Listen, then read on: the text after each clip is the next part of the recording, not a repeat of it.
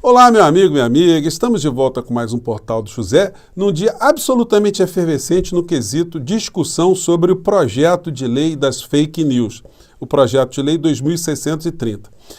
Tudo ficaria muito mais simples se nós estivéssemos apenas discutindo fake news. Discurso de ódio, proibição de práticas de crimes pela internet, situações reprováveis, atentados contra o Estado de Direito, atentado contra as nossas instituições, proibição de discursos de racismo, de xenofobia, de discriminações de uma maneira geral, mas não é disso que se trata. Esse projeto ficou absolutamente contaminado porque foi inserido nele um tal artigo 32 que regula uma palavrinha que perverteu toda a discussão. A palavrinha é grana, ou se a gente quiser, dinheiro, ou simplesmente money no inglês. Porque a introdução desse elemento, ele funcionou como o grande pano de fundo para essa discussão fundamental de interesse da sociedade. Hoje, mais cedo, eu já mostrei aqui no nosso encontro, que existe uma grande hipocrisia no debate dessas questões quando os atores são as grandes empresas privadas interessadas nesse tema. Porque nenhuma dessas empresas estão efetivamente interessadas na sanidade mental da sociedade, na elevação cultural, na difusão do conhecimento, no despertar de consciências críticas da sociedade brasileira, na evolução da nossa sociedade, na evolução do nosso país, no questionamento das nossas injustiças e nas proposituras eventuais de soluções. Não, nada disso. O que está se discutindo é o seguinte: nós temos um mercado e quem é que vai ficar com esse mercado? Como é que a gente divide esse mercado? Mais cedo eu fiz um encontro aqui com vocês, onde eu apontei que a mentalidade desses grandes grupos é semelhante à de quem operava na época da escravidão com a exploração de escravos aqui no Brasil e fora do nosso país. Não se tinha uma discussão ética, uma discussão humana. A discussão era sobre o tráfico, quem é que transportava, quem é que poderia comprar, quem é que poderia vender, como é que a legislação poderia proteger aqueles que se utilizavam de mão de obra escrava, as forças políticas que se movimentavam para a manutenção desse modelo aqui no Brasil e fora do nosso país. Ninguém estava preocupado com direitos humanos, com a igualdade entre pessoas humanas, as iniquidades, as injustiças, as torturas e violências. Ninguém estava preocupado com isso nesse segmento. Quem estava lutando contra isso eram os abolicionistas, as pessoas que não faziam parte dessas elites. Hoje no Brasil, nós estamos vencendo uma situação que tem esse paralelismo, né? Na medida que os grandes grupos econômicos nacionais estão se enfrentando agora com grandes grupos transnacionais no quesito dominação do mercado da informação e da comunicação. Não tem ninguém inocente no meio dessa história. Foi muito lamentável ter inserido nesse projeto de lei, que cuidaria de fake news, uma questão econômica, que é muito obscura para uma parte das pessoas. Ninguém consegue entender como é que esse mercado escravo, como é que eles estão operando. Isso não é feito às claras. Quando a coisa se dava apenas aqui dentro do Brasil, as elites familiares, as oligarquias familiares se reuniam e discutiam ali, traçavam as suas metas e ponto. Colocavam goela abaixo do povo brasileiro, da sociedade, e muita gente não percebia. Só que agora nós temos elementos transnacionais que fizeram aqui do nosso país também uma espécie de um mercado privilegiado, onde eles arrecadam muito dinheiro também. E aí a divisão desse patrimônio, ou desse volume de recursos, é que está servindo agora de questão fundamental que acabou ganhando mais espaço do que a própria discussão da proibição de situações muito ruins aqui no nosso país, que nos deixou absolutamente atordoados nos últimos 4 anos e que precisam, de fato, terem algum tipo de regulamentação. Mas será que são só as big techs que precisam de alguma regulamentação? As grandes empresas de comunicação estão cumprindo o seu papel social, o seu papel previsto na Constituição brasileira? Eles atuam dentro de uma ética, dentro de princípios? Eles de fato querem a melhoria do povo brasileiro? Ou será que o povo brasileiro é apenas uma massa de manobra, tal qual era também na época da escravidão? Aquelas pessoas que não faziam parte dessas elites que comandam nações como o Brasil. Vou conversar com vocês sobre algumas nuances. Eu estou vendo muita incompreensão em muitas partes aqui das pessoas que estão discutindo na internet, algumas situações que não deveriam estar acontecendo, mas enfim, vou conversar com vocês, porque é um assunto que interessa a todos nós e por uma questão muito interessante. Essa situação toda motivará outros debates aqui no nosso país.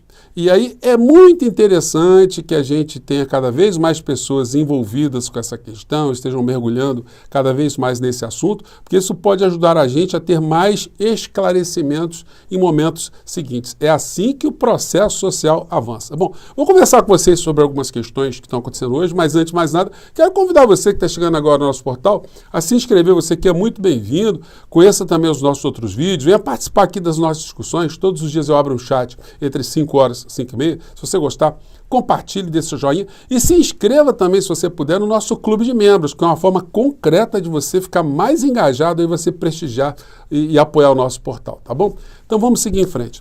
Gente, agora no final do dia, nós tivemos algumas situações muito impactantes, né?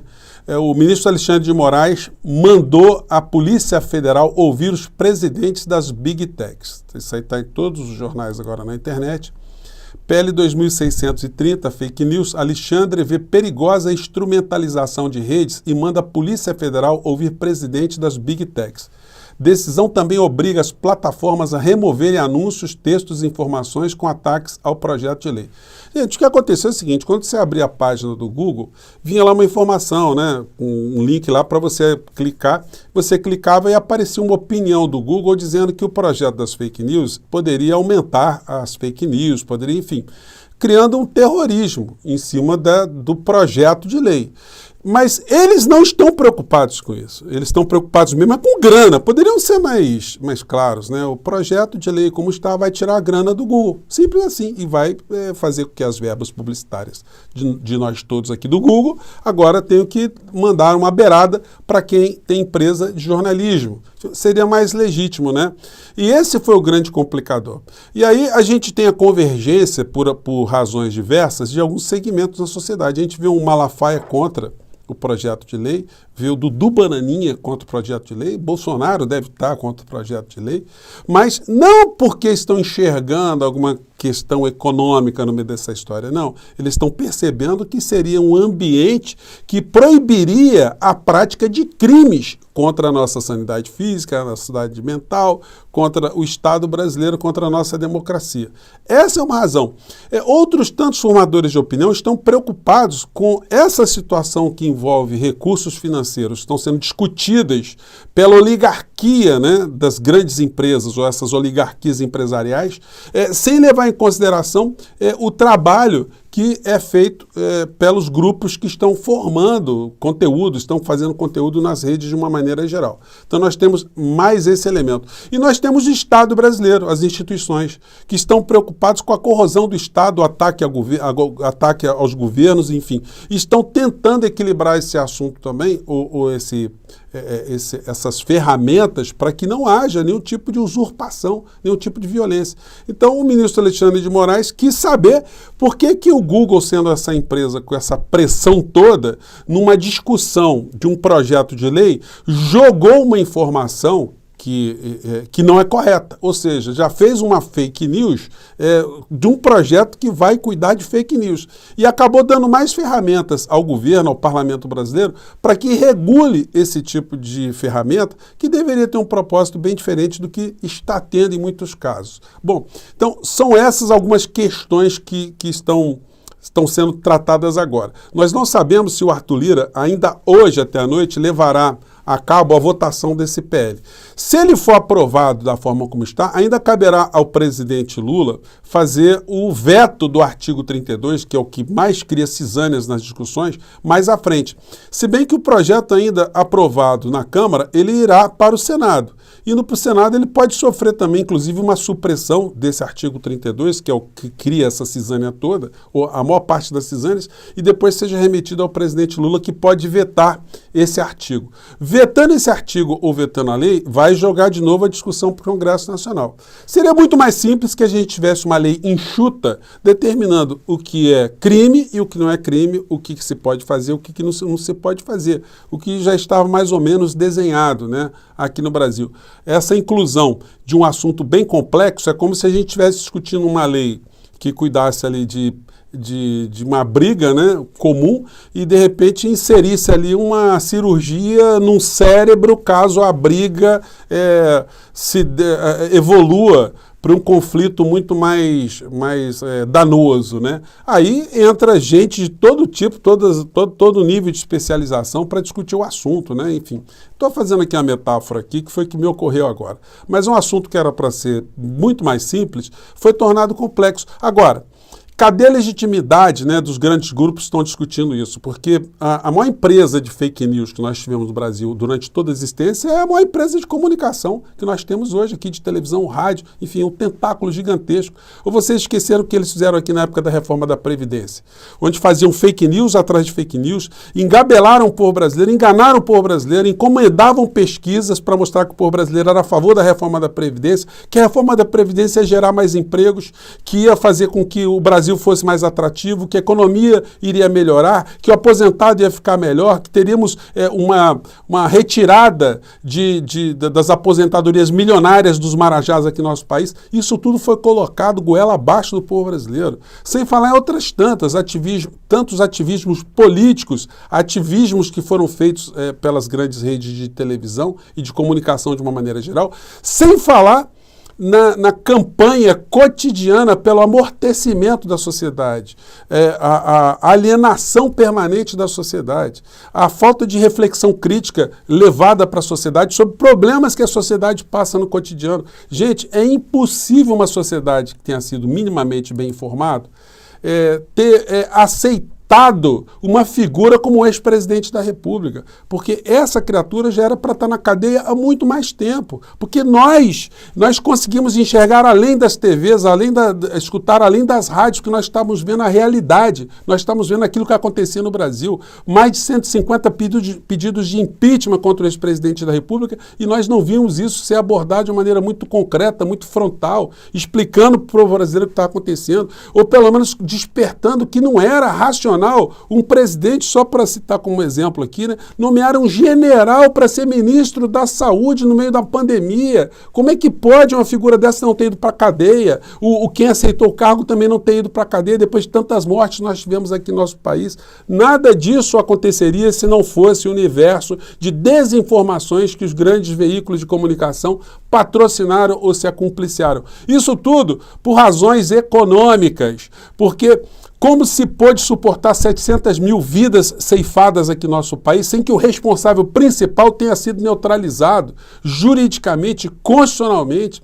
Então, gente, nós estamos diante de grandes grupos midiáticos versus grandes grupos de internet, provedores de internet, big techs, que estão zelando por muitos interesses, menos o seu interesse enquanto cidadão, o seu interesse enquanto membro de uma sociedade, o engrandecimento do nosso país, a erradicação de desigualdades, de preconceitos, de injustiças, de iniquidades de uma maneira geral. Não, eles não estão interessados em nada disso. Eles estão interessados em dinheiro. E nós todos aqui, ainda nessa sociedade pós-escravocrata, a nós compete fazer aquilo que os abolicionistas fizeram no passado. Olha, estamos vendo essa discussão entre os senhores de engenho, mas a gente não quer aceitar essa história, não. Nós queremos evoluir para a abolição da escravidão e depois da abolição da escravidão, nós vamos querer uma igualdade social maior no nosso país. Igualdade essa que ainda não chegou, está longe, mas os abolicionistas como eu e você,